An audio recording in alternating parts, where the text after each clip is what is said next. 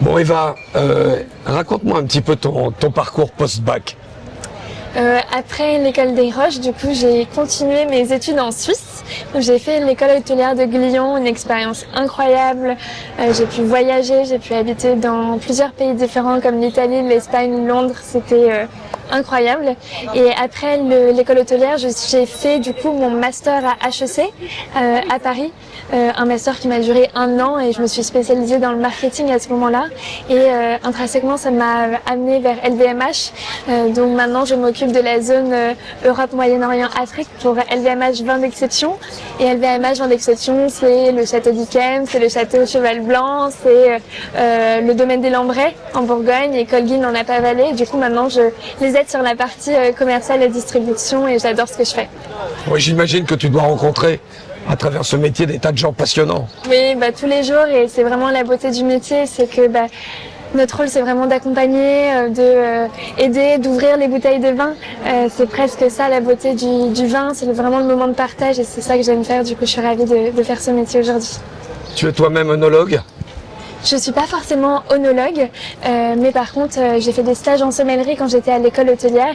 Et du coup, là, ça m'a permis de continuer sur ce que j'aimais faire après l'école hôtelière et du coup, mon master. Qu'est-ce qui t'a donné envie, de t'orienter vers l'hôtellerie En fait, je voulais trouver une intersection entre ce que j'aime et là où je suis forte.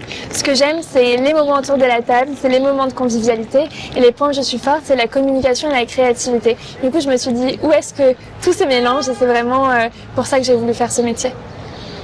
Tu as appris à découvrir les vins, en fait, à travers ton métier? Oui, j'ai perfectionné. Maintenant, je travaille pour des domaines qui sont assez incroyables et je suis tellement contente. Mais oui, je renforce tous les jours mes connaissances. Je pense que dans le vin, et on est en perpétuelle connaissance et en perpétuel mode d'apprentissage. Parle-moi un petit peu maintenant on va faire un petit retour dans le temps. Oui. Parle-moi un petit peu de l'école des Roches. Comment se fait-il que tu sois arrivé à l'école des Roches? Combien de temps tu as passé là-bas? Et quels souvenirs tu as de cette école? Finalement, l'école des Roches, ça a été mon choix, ça a été un choix personnel. Je voulais un peu allier ce côté international et ce côté français. Et c'est vrai que l'école des Roches m'apportait les deux et c'est pour ça que j'ai fait ce choix. C'est un choix que je chéris tous les jours parce que ça m'a permis de rencontrer des personnes assez incroyables avec qui je suis toujours en contact maintenant. On dit que les Rocheux, c'est presque plus une famille que des amis. C'est des gens, étonnamment parlant, avec qui tu restes fidèle à vie, en fait. Oui, finalement, on crée des souvenirs, on vit avec les gens et c'est avec eux qu'on se crée notre éducation d'une certaine manière. Du coup, je pense que c'est lié. Et tu avais le choix entre plusieurs écoles? Oui, où je restais plus proche de mes parents, du coup en région parisienne, où j'allais à l'école des Roches, où j'allais en Angleterre. Mais finalement, c'était le bon compromis entre les différents choix. Bon, alors, l'année dernière, enfin cette année, parce qu'elle n'est pas terminée, tu es la marraine de promotion 2025-2026.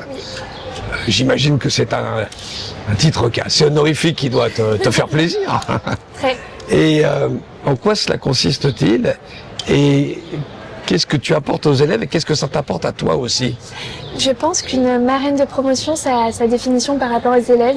C'est-à-dire que chaque élève donne la définition qu'ils ont envie d'une marraine de promotion. Pour certains, ça va vouloir être plus une aide pour l'orientation, d'autres ça va être une oreille, d'autres ils vont vouloir que je partage mon quotidien, ce que je fais, comment j'en suis arrivée là.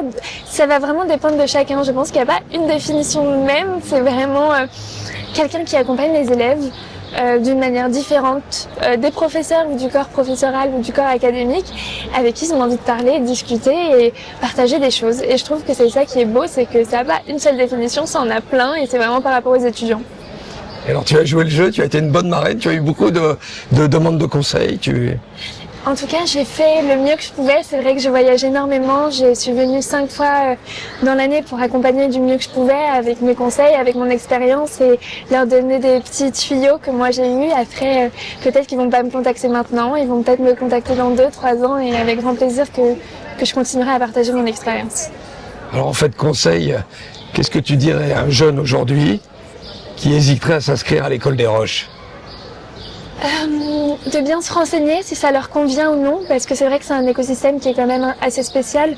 Pour certains, ça va totalement leur convenir, d'autres moins.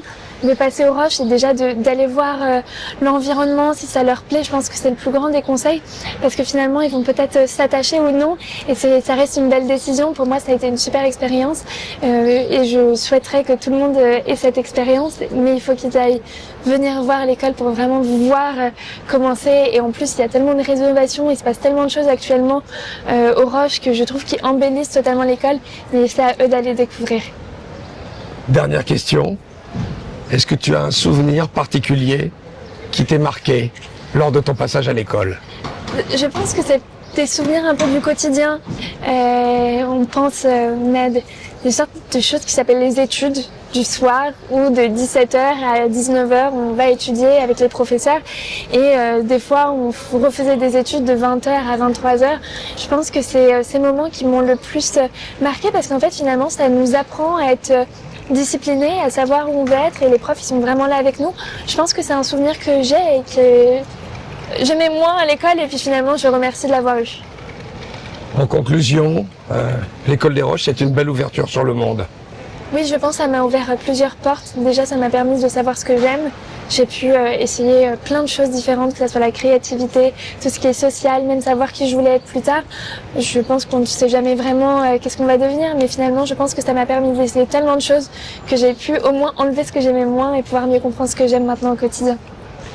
Merci Eva. Merci beaucoup.